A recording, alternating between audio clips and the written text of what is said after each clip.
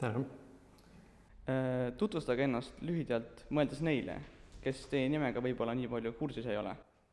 Tere, mu nimi on Deniss Krabe, olen 30-aastane, tegelen piljardispordiga, et see ongi minu tööks ja võistlen üle maailma ja teenin siis sellega endale elatist. Milline õpilane oli Deniss Krabe?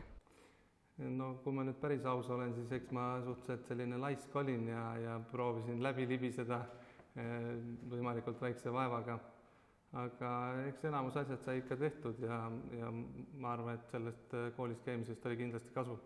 Yeah, he's trying to just, oh my, he didn't even get there. He didn't, no. It is, close. I think he can hit it with a level outside English and still make it. Yeah. Well, we're going to get a camera angle, I believe, to look right at this, right down the throat of this shot. Ooh, it's tight. Yeah, not anymore. We got Dennis in the way there. Here we go. Okay. There we go. So like I said, I think he can hit it with just a little flick of left English, like don't even worry about the 9 being there. Like you would normally aim, throwing the ball in, and it'll be fine.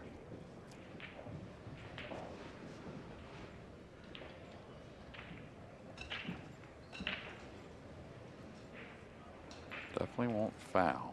It's just a matter of don't let up on it. You hit it thick. Kuidas te enda jaoks piljardi avastasite? Isal on piljardisaal ja eks ta tiris mind sinna, kui ma olin 6-aastane.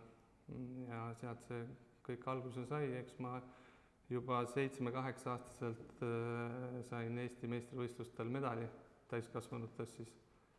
Ja 14-15 olin, siis nagu hakkasin tõsisemalt sellega tegelema.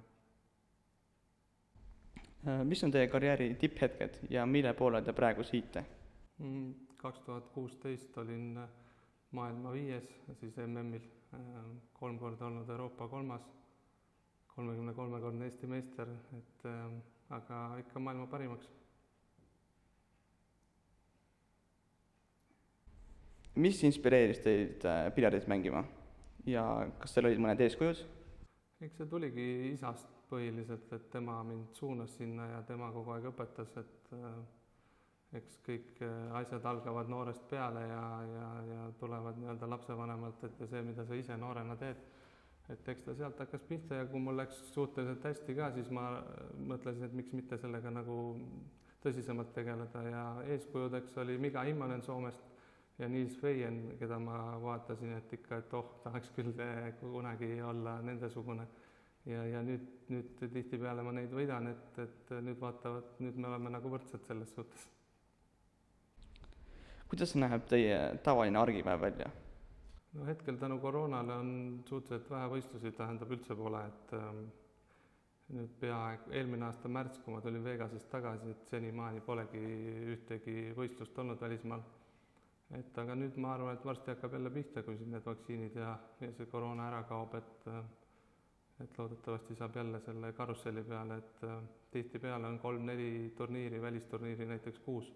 Et siis on niimoodi, et tuled koju, pakid asjad lahti, pesed ära ja siis lähed jälle uuesti minema, et see päris selline keeruline on, aga no praegu üritan siin teha üldfüüsilist, et käin sulgpallis, jalgpallis, kui vähegi võimaldab ja siis tegelen isa äride ja asjadega.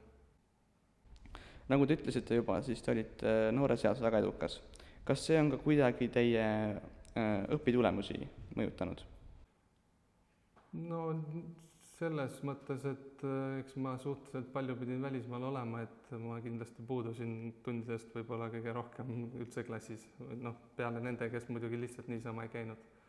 Aga ma arvan, et väga palju ei mõjutanud, et sai kõik järgi teha ja ei olnud hullu midagi.